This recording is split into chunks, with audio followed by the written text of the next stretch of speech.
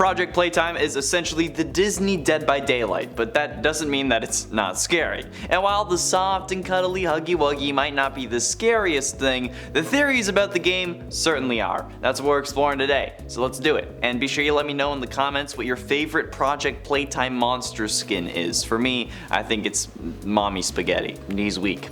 Arms are heavy. In a 10 BBI. Like any seemingly innocent spin-off game, there is of course a secret story behind this one. You could say that it does in fact have hidden intent or purpose. Like with most Steam descriptions, you get typical categories, you know, like what this game is, how to play it, some of the features. But the thing is, these sections in the description of this game aren't actually named after those sections. You see, the blue subheadings that would normally indicate the sections are actually secret messages to us. Things like, can you hear us? Can you see this? Give us a sign. Those are the first three. And then by the end, we get a little more info with an entire section saying, quote, the Bigger Bodies initiative will fail. We will prevail. Stay alert, we will be in touch. Which is a total shift from the rest of the description, pretty much. And the final line of the actual description that isn't blue is, won't you play fair? But then it's starting to glitch out, indicating that whoever has these messages for us is trying to break through.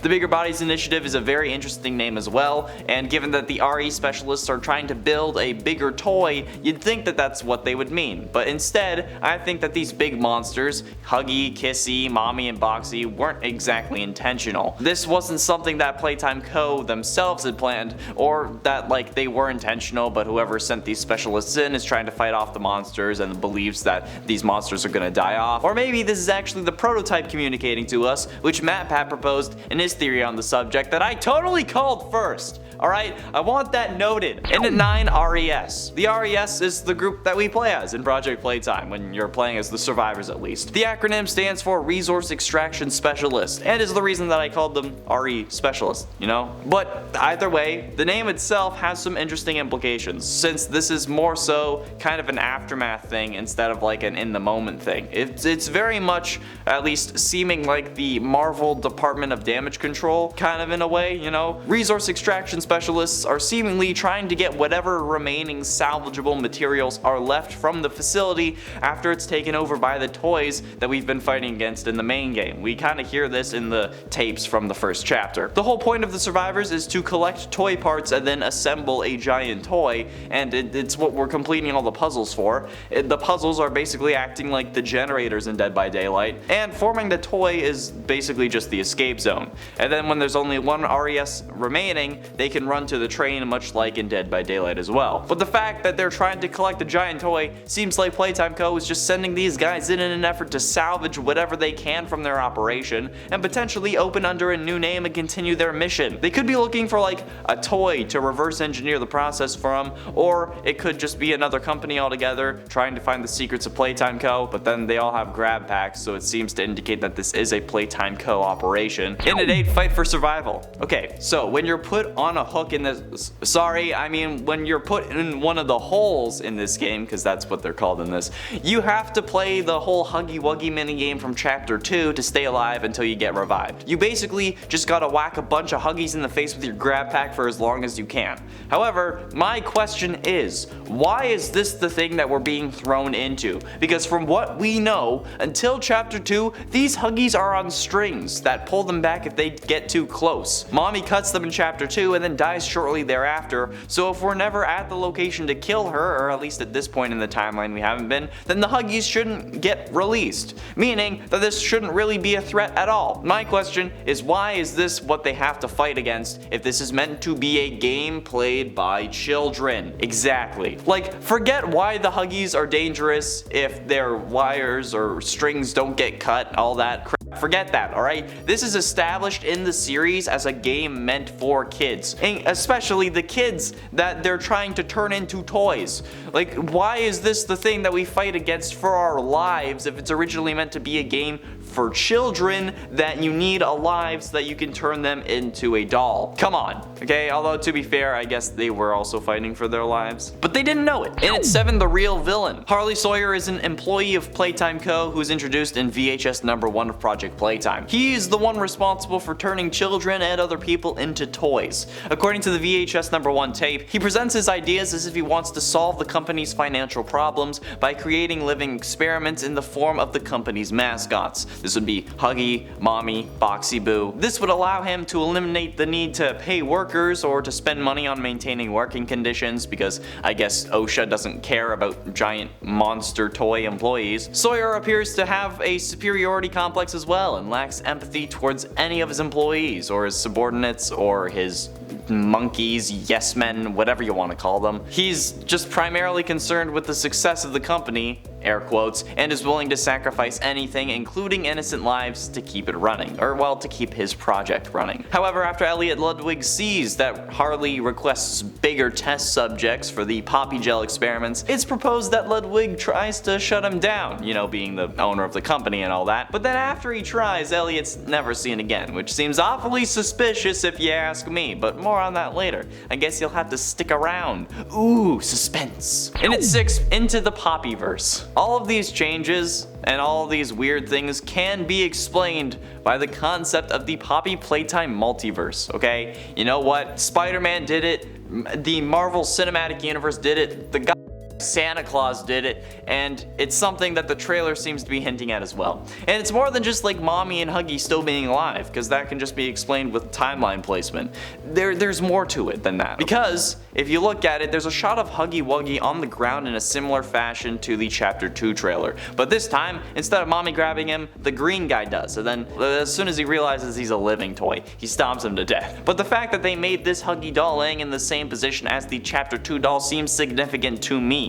It seems to be trying to show us that yes, it's the same place and kind of the same backstory, but it's not these same events. Or that the events of the main Poppy Playtime games don't relate to this one, which I guess would make sense, given that this is probably just timeline placement. But that doesn't mean that like we can't use this game to help figure out what's going on, and it doesn't mean that there isn't a multiverse, alright? All these skins, that's a multiverse. That's what I'm saying. Halfway through into number 5, FNAF reference. Is it just me, or does a giant golden Huggy statue at the center of what seems to be a play area ring any alarm bells for anyone else? Because like looking at this, it's a very similar layout design-wise to Security Breach's Mega Pizzaplex lobby, with like a set of stairs on either side, and then like I said, a giant statue of their goddamn mascot in the middle. And honestly, with all the questions that we've had, or that I've had for the purpose of videos, and the comparisons that we've made between the two series, this wouldn't be that big of a stretch, especially since it doesn't confirm the places or companies as in the same universe, but it's enough for us to assume that they are. It could just be a reference, it could be a fun little nod, no doubt a major inspiration, but like come on. In at 4, timeline. The timeline placement of this game is also slightly confusing if you think about it too much, but we know for a fact that this has to take place before the events of Chapter 1. Yeah, before you play any of the main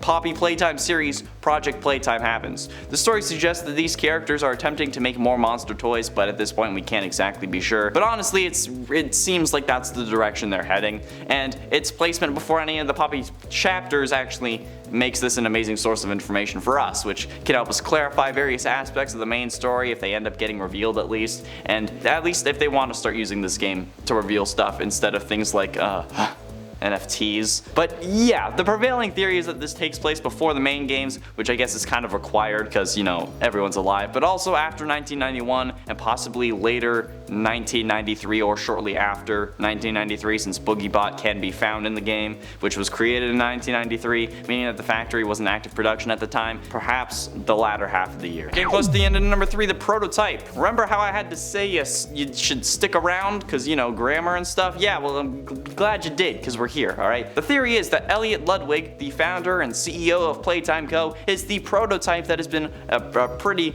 common person, or I guess creature, especially after the release of Chapter 2. However, with the release of Project Playtime and the revelations that Elliot wasn't the villain and that instead Harley the Doctor is, this theory just got another pink elastic Stretch Armstrong leg to stand on. You see, the note found on Elliot's desk in Chapter 2 asking for bigger test subjects was after Experiment 814, and we know that the prototype, the hand that grabs Mommy at the end of Chapter 2, is Experiment 1006. Since the VHS tape referring to the creature calls it both 1006 and the prototype, meaning that these are the same thing. And also, that means that after this letter, there were nearly 200 experiments before the prototype was created. But why wouldn't those reports be on Elliot's desk? It could be that Elliot wanted to fire the Doctor, hence why he had this on his desk, you know, to show them receipts. But even then, that still gives Harley motivation to get rid of his boss. Alright? Do you think that Elliot Ludwig is the prototype? Be sure you let me know in the comments, although I feel like you're all gonna say yes. And ultimately, in at number 2, skins. The skins for the various monsters as well is something that could have heavy implications, alright? The Huggy Wuggy has a robot skin, for God's sakes.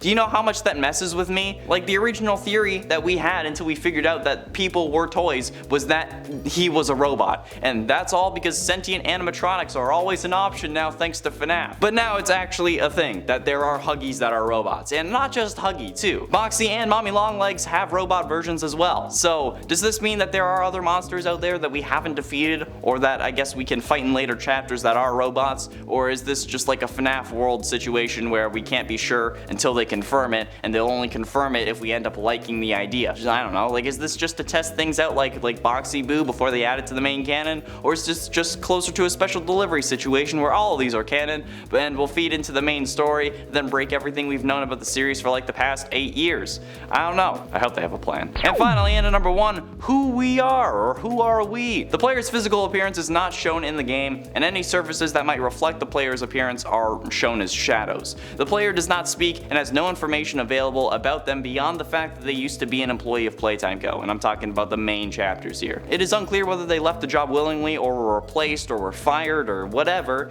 Despite carrying a heavy grab pack though, the player is also able to move around with ease and is shown to be very agile, especially when running through vents. They're able to turn corners, enter lower parts of vents, and then run around quickly while holding the grab pack and somehow never break their knees, despite jumping with it. Knowing that we're an ex-employee that was summoned back by someone, possibly Poppy, possibly the prototype, that's about it. Okay, we only know that we are an employee that got a letter. We know nothing else about this guy, so who are we? Well, we could very well be an ex-RES who managed to escape the factory, possibly by making a toy or by getting back to the train as the last player. However, given that we have to deal with a monster, we should normally be suspicious of the first Huggy in the chapter, or maybe the reason they introduced Boxy Boo was so that they had an antagonist that wouldn't make us suspicious if we came back to the factory, and that's why we haven't seen him yet. I don't know. And speaking of coming back to the factory, if you want more videos about Poppy Playtime, be sure you click the video that's about to pop up on your screen. Thanks for watching. I talk really fast.